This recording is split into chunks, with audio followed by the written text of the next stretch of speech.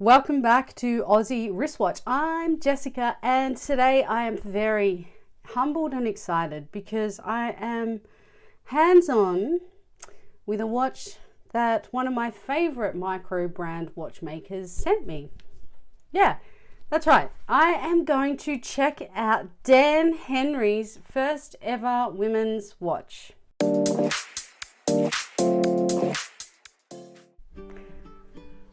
So before we get started, do me a favor, smash the like, thumbs up button, whatever you want to call it. And if you haven't already, subscribe and tell your friends about my channel.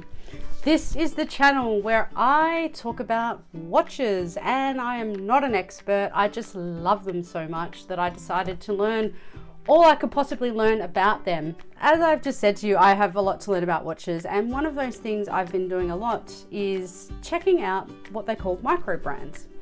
And I stumbled onto Dan Henry, and I can't even quite remember how. I don't know if it was through a YouTube video or not, to be honest with you, but I just found him.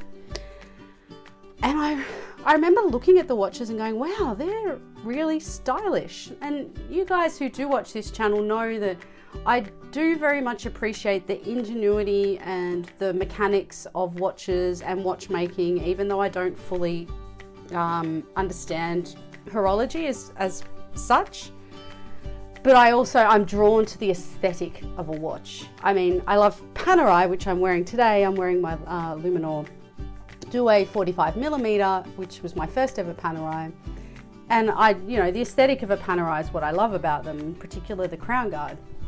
But Dan is a vintage watch collector, first and foremost. He has reportedly over 1,500 vintage watches in his collection. What's even cooler is they're on a website. So let me double check the name, timeline.watch, and you head onto that website and all of his watch collection is in chronological order, and it's like an encyclopedia of vintage watches. I mean, you could get lost down that rabbit hole for hours, if not days, just reading about every single watch on there. And at 1,500 of them, plus other people's watches have been added to them as well. It's a huge resource. So he draws inspiration from all these vintage watches that he has collected and loves.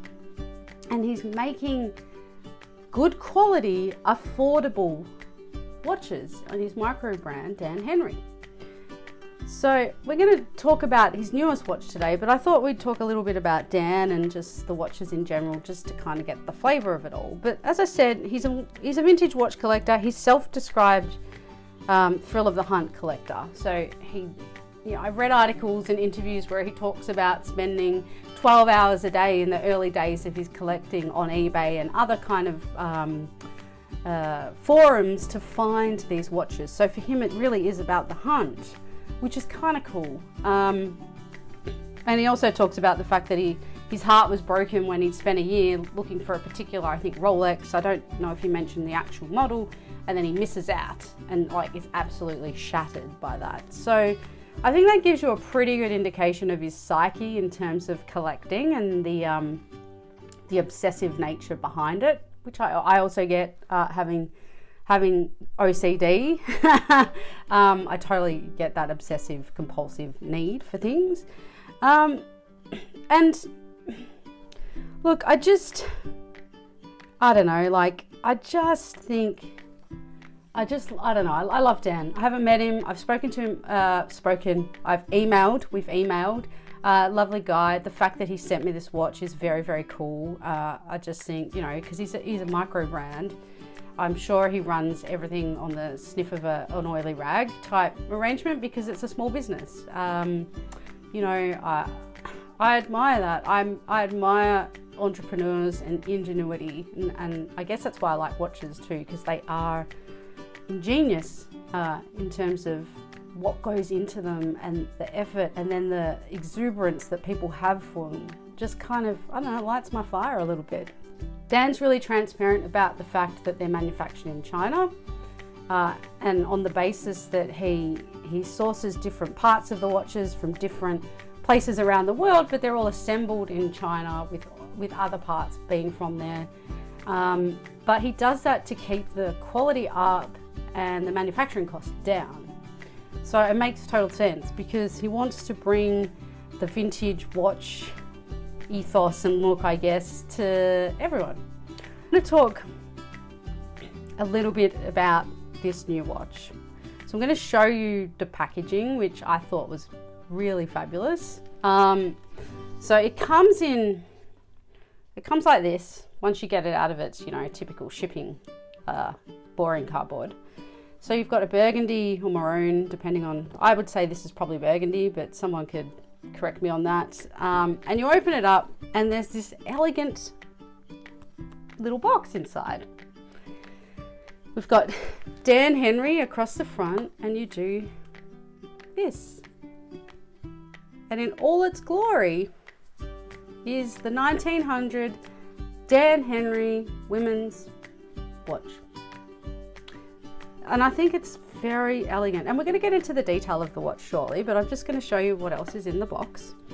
So you've got your little instruction manual, which I haven't read because I just don't do instructions. I'm useless. I think that's the ADHD.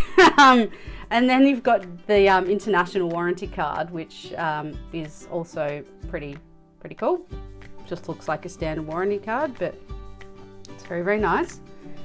Yeah, but I mean, the packaging itself is great. It's elegant. It'd be perfect for a gift, honestly. It's Christmas coming up, so if gents out there who have a lady, or ladies out there who have a lady, and the style of your lady is this kind of watch, just saying. But and I should say that Dan's not paying me for this. But yeah, so let's talk about the actual specs of the watch. So the case is 28.5 millimeter, which is a traditional ladies size watch.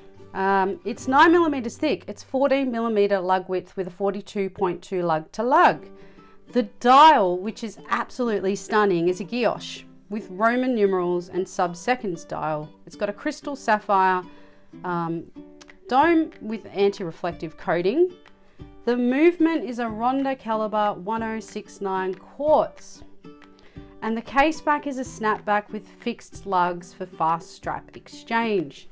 Now, this watch, let me show you, because you guys know my camera skills are pretty useless, right? So I'm just going to show you in real time. So see the strap? There's actually two straps here, if I can say that. So if we take this out, which I'll do with my tubby fingers, and then you take the actual watch off like that. Just pop that there for a sec. Pull this through. Now you have your evening strap. So if I pop that through there, now I should note that this also comes in black with gold. He asked me what color I'd like, and I said, let's go with the white silver. I just thought that would just be a bit more elegant. So there you go. It's a very elegant watch for a very slender wrist, I might add. We'll get to that in a second. But this little bit here gives it more of a day-to-day casual sporty-ish feel, whereas this is the more elegant sort of let's go out in the evening feel. But that's pretty cool. So that's what comes in the box, right? So let me just see if I can quickly pop this back together, because I quite like that additional bit of leather. I just like that look. If you go on his website, you can see it as well. It just looks absolutely fantastic. I feel like, you'd put that on with some racing gloves in the Porsche and you'd be sitting pretty. But that's it. See, and it's super easy. I've just done that while I've been talking to myself and you guys. For those of you who are watch fans, you're going to notice some really clear design nods here, which I've gone and looked up, because I was like, it looks kind of not familiar, but there's clearly some nods happening to some classic watches, and in particular very much style influenced by Cartier, I would say. And in particular, I thought it looked a lot like the Cartier Belle en Bout de Cartier 28mm, which is 7,250 Australian, just to put it in context with the $200 for this watch. American, but so what's that, 300-ish Australian. And the Cartier Tank and Santos Dumont, the crown in particular. You'll see it on the pictures that I post, but this little crown is definitely a nod to those two watches. And if Dan wants to correct me on that, mate, knock yourself out. I'm happy for you to do that, but that's definitely where I thought. And then I thought the actual dial itself had to be nodding back to those three watches in particular at Cartier, which, I mean, they're good watches to be nodding back to, that's for sure, because they're classic, they're elegant, they're timeless. I think this watch is quite timeless. Let's talk about what my overall thoughts on the watch are, shall we? Because I guess that's what everyone wants to hear. You guys know I love a big watch. I'm wearing a 45mm today, so 28.5 with a 45mm. I mean, it's a significant size differential for me. The smallest watch I think I have is, oh God, I'm not going to remember, but I actually think it might be the Moon Swatch. And I can't remember off the top of my head. But is that 38, guys, off from memory? The Moon Swatch, and yeah, I think that's it, because the Luminox is bigger. The Panzera I've got is a 42. So yeah, so I wear 42 is probably the smallest, notwithstanding the Moon Swatch, which is just a slightly different watch. But yeah, so 28.5 is too small for me. So I wouldn't personally buy this watch because of its size. Would I buy that watch if it was bigger with that dial? Yes, I think it's absolutely stunning. I mean, I'm not also drawn to a more feminine, because you know I'm a tomboy, right? Like that's just the reality of everything. So I do lean towards a more, in the traditional sense of the word, a more masculine watch. And I kind of hate those terms because I think all watches should be unisex. There will be some males out there that would wear that watch.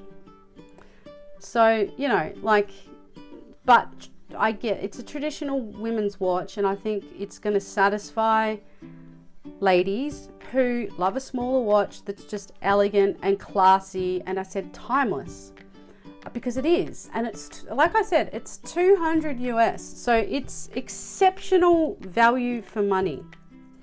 You know, as I said, Dan makes watches that are affordable. He makes watches that have style lines that nod to some kind of vintage styling watch, and he nails that nearly every time. Go through his back catalogue of watches and you'll see the nods to different watches over the years since he's begun production. And you know, so I think he's really nailed this watch from an aesthetic point of view, design, what's in it in terms of its movement, the pieces that make it up, and then for the value for money is what I'm saying. So at $200 US, again, I should have done the calculations, but we're at 67 cents today, so I don't know what that is. Call it what, $300 odd Australian. It's still an exceptionally good watch at a good price that I don't think will age negatively. I think it's just going to continue to look great in the drawer and be pulled out for occasions. And you know, I've got a lot of female friends who don't have ginormous wrists like I do, comparatively speaking, and they're going to love a watch of this size because they look at the size of my watch and they're like, yeah, it looks good on you, but that's way too big for me. So I think it's perfect from that point of view. I think it would be a great gift for Christmas. Just given, yeah, it's beautiful. I think, yeah, I don't know. I do really like it. It's really hard to kind of go, I love this watch, but I'd never buy it. But you need to understand that that's coming from a place of, it's just not going to suit me to wear it. But I opened it up and I looked at it and I was like, yeah, it's a fucking nice watch. The guilloche dial is actually one of my favorites. Like the level of detail in that kind of watch, you know, it's sublime. And, you know, the Roman numerals are classic and elegant, and the crown with its nod to the Cartier watches, I think is kind of genius. So I think, Dan, you've done a really good job there, mate. Yeah, look, You guys know I'm a Dan fangirl, so I'm not going to say too much that's negative against him, but I think this is about as unbiased as I can be in terms of him. I've given you an honest assessment here. If you're after a quality, affordable female watch, give this a go, guys. I don't think you'll be disappointed. I think it's super elegant. I like everything. It's not going to scratch the Cartier itch. It's just like, you know, you don't buy any watch other than the one you actually dream of getting to actually satisfy that itch, but it's going to fulfill a nice little spot in the collection for an elegant slash casual, depending on which way you want to wear it, you know, female watch at 28.5 millimeters. Oh, it's so tiny. It's so tiny. It's so cute. Look, I hope that's been helpful. I know I waffle on a little bit with this stuff, but I really do get excited about these things. And, you know, when someone takes the time to send me their work, you know, I think that's a privilege. And I'm so honored that someone would do that. And, you know, like I said, I don't want that to mean that I'm just going to blanket say it's a fucking fantastic watch. I'm still going to come from my heart because I'm a terrible liar. And yeah, I do honestly think that it's a beautiful watch. And, you know, I think I've been pretty upfront about the fact, yes, I'm not going to buy it. These are the reasons why, but you should jump on his website, have a look at that watch, have a look at the other models that he's got. But if you are watching this channel and you're female, yes, we're out there. I know we are.